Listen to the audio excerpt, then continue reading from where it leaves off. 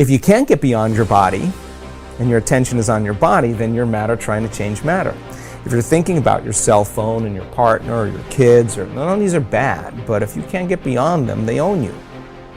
If you're thinking about how much time it's going to take or how much time the meditation is going, you haven't dissociated from the very world of three-dimensional reality to create something differently with. So that process of overcoming ourselves, that process of overcoming is the process of becoming.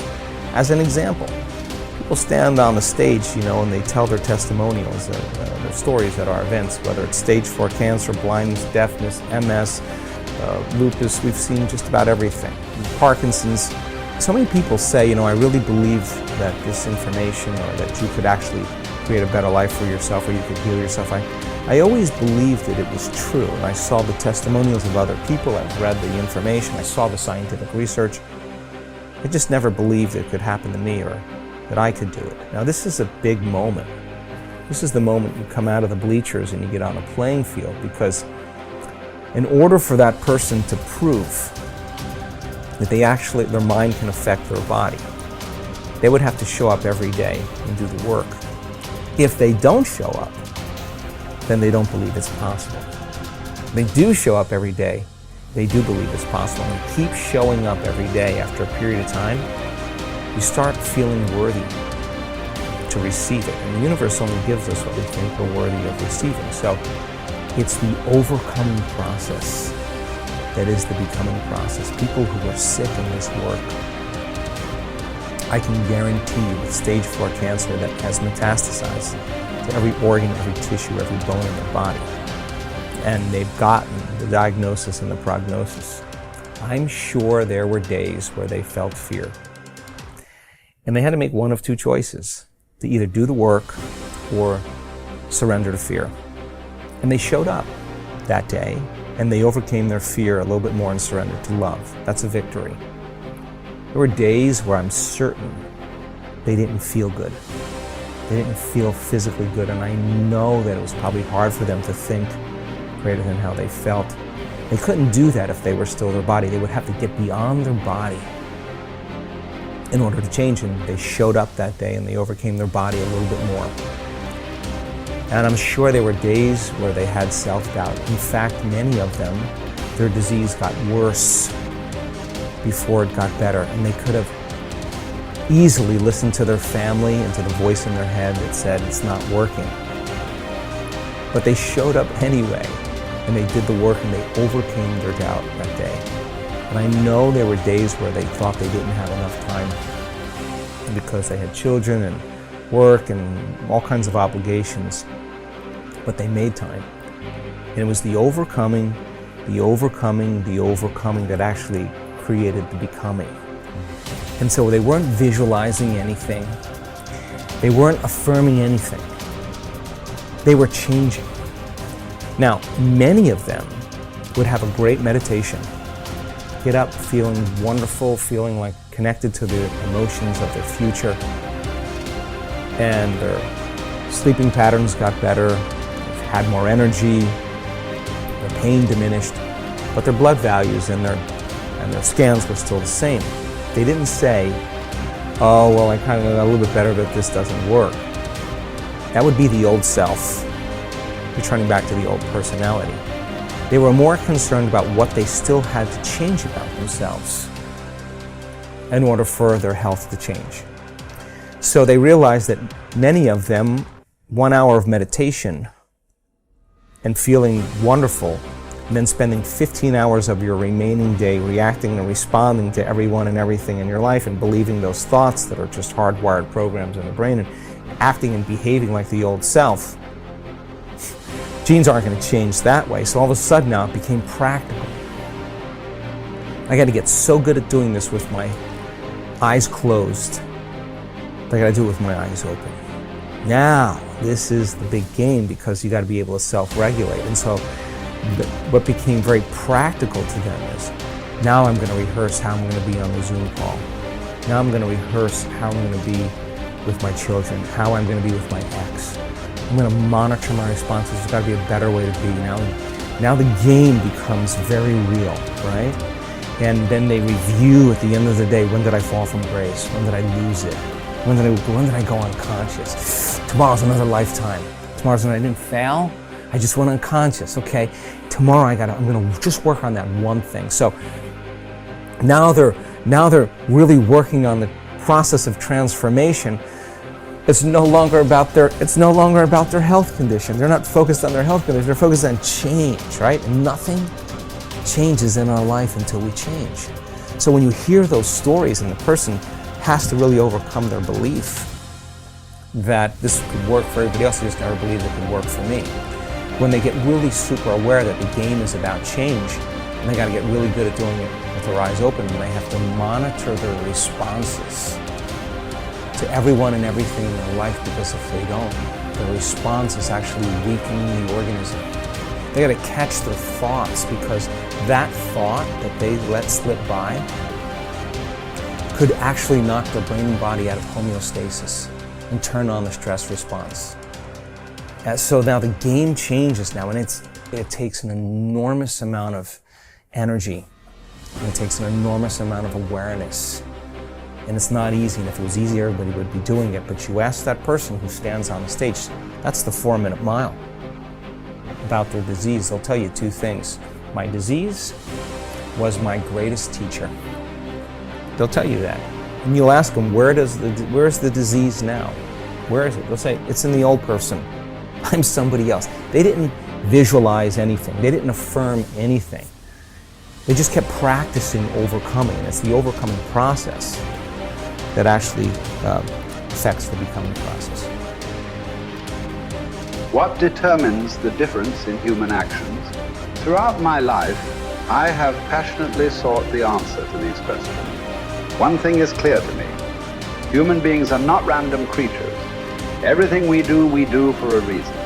We may not be aware of the reason consciously, but there is undoubtedly a single driving force behind all human behavior. This force impacts every facet of our lives, from our relationships and finances to our bodies and brains. What is this force that is controlling you even now and will continue to do so for the rest of your life? Pain and pleasure. Everything you and I do, we do either out of our need to avoid pain or our desire to gain pleasure. So often, I hear people talk about changes they want to make in their lives, but they can't get themselves to follow through. They feel frustrated, overwhelmed, even angry with themselves because they know they need to take action, but they can't get themselves to do it. There is one elementary reason. They keep trying to change their behavior, which is the effect instead of dealing with the cause behind it. Understanding and utilizing the forces of pain and pleasure will allow you once and for all to create the lasting changes and improvements you desire for yourself and those you care about. Failure to understand this force dooms you to a future of living in reaction like an animal or a machine. Perhaps this sounds like a complete oversimplification, but think about it. Why don't you do some of the things you know you should do? After all, what is procrastination? It's when you know you should do something, but you still don't do it. Why not? The answer is simple. At some level, you believe that taking action in this moment would be more painful than just putting it off. Yet, have you ever had the experience of putting something off for so long that suddenly you felt pressure to just do it, to get it done? What happened? You changed what you linked pain and pleasure to. Suddenly not taking action became more painful than putting it off. A man who suffers before is necessary, suffers more than is necessary. What keeps you from approaching that man or woman of your dreams? What keeps you from starting that new business you've been planning for years? Why do you keep putting off that diet? Why do you avoid completing your thesis? Why haven't you taken control of your financial investment portfolio? What prevents you from doing whatever it takes to make your life exactly as you've imagined it? Even though you know that all these actions would benefit you, that they could definitely bring pleasure to your life, you fail to act simply because in that moment you associate more pain to doing what's necessary than missing the opportunity. After all, what if you approached that person and they rejected you? What if you tried to start that new business but failed and lost the security you have in your present job? What if you started a diet and went through the pain of starving yourself, only to gain the weight back eventually anyway? What if you made an investment and lost your money? So why even try? For most people, the fear of loss is much greater than the desire for gain, which would drive you more. Keeping someone from stealing the $100,000 you've earned over the last 5 years, or the potential of earning $100,000 in the next 5. The fact is that most people would work much harder to hang on to what they have than they would to take the risks necessary to get what they really want from their lives. The secret of success is learning how to use pain and pleasure instead of having pain and pleasure use you. If you do that, you're in control of your life. If you don't, life controls you. If we link massive pain to any behavior or emotional pattern, we will avoid indulging in it at all costs. We can use this understanding to harness the force of pain and pleasure to change virtually anything in our lives, from a pattern of procrastinating to drug use. How do we do this? Let's say, for example, you want to keep your children off drugs. The time to reach them is before they experiment and before someone else teaches them the false association that drugs equal pleasure. My wife and I decided that the most powerful way to make sure our kids would never use drugs was to cause them to link massive pain to drugs. We knew that unless we taught them what drugs were really about, someone else might convince them that drugs were a useful way of escaping pain. If we fail to direct our own associations to pain and pleasure, we're living no better than animals or machines, continually reacting to our environment, allowing whatever comes up next to determine the direction and quality of our lives. Our behavior, both conscious and unconscious, has been rigged by pain and pleasure from so many sources.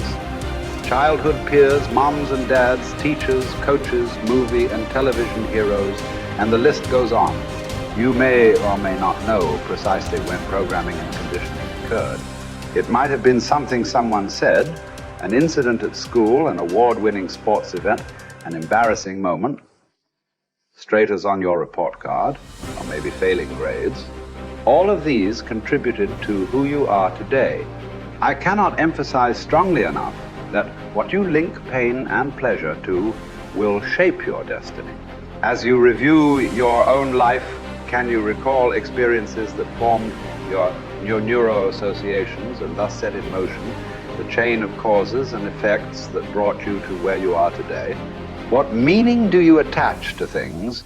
If you're single, do you look upon marriage wistfully as a joyous adventure with your life mate? Or do you dread it as a heavy ball and chain? As you sit down to dinner tonight, do you consume food matter? Of factly as an opportunity to refuel your body? Or do you devour it as your sole source of pleasure? Men, as well as women, are much oftener led by their hearts than by their understandings. Though we'd like to deny it, the fact remains that what drives our behavior is instinctive reaction to pain and pleasure, not intellectual calculation. Intellectually, we may believe that eating chocolate is bad for us, but we'll still reach for it. Why? Because we're not driven so much by what we intellectually know, but rather by what we've learned to link pain and pleasure to in our nervous system. It's our neuro-associations, the associations we've established in our nervous systems that determine what we'll do. Although we'd like to believe it's our intellect that really drives us, in most cases, our emotions. The sensations that we link to our thoughts are what truly drive us. Many times we try to override the system. For a while we stick to a diet. We finally pushed ourselves over the edge because we have so much pain. We will have solved the problem for the moment. But if we haven't eliminated the cause of the problem, it will resurface. Ultimately, in order for a change to last, we must link pain to our old behavior and pleasure to our new behavior and condition it until it's consistent. Remember, we will all do more to avoid pain than we will to gain pleasure. Going on a diet and overriding our pain in the short term by pure willpower never lasts simply because we still link pain to giving up fattening foods. For this change to be long term, We've got to link pain to eating those foods so that we no longer even desire them, and pleasure to eat more of the foods that nourish us. People who are fit and healthy believe that nothing tastes as good as thin fields, and they love foods that nourish them. In fact, they often link pleasure to pushing the plate away with food still on it. It symbolizes to them that they're in control of their lives. The truth is that we can learn to condition our minds, bodies, and emotions to link pain or pleasure to whatever we choose. By changing what we link pain and pleasure to, we will instantly change our behaviors. With smoking, for example, all you must do is link enough pain to smoking and enough pleasure to quitting. You have the ability to do this right now, but you might not exercise this capability because you've trained your body to link pleasure to smoking, or you fear that stopping would be too painful. Yet, if you meet anyone who has stopped, you will find that this behavior changed in one day. The day they truly changed what smoking meant to them,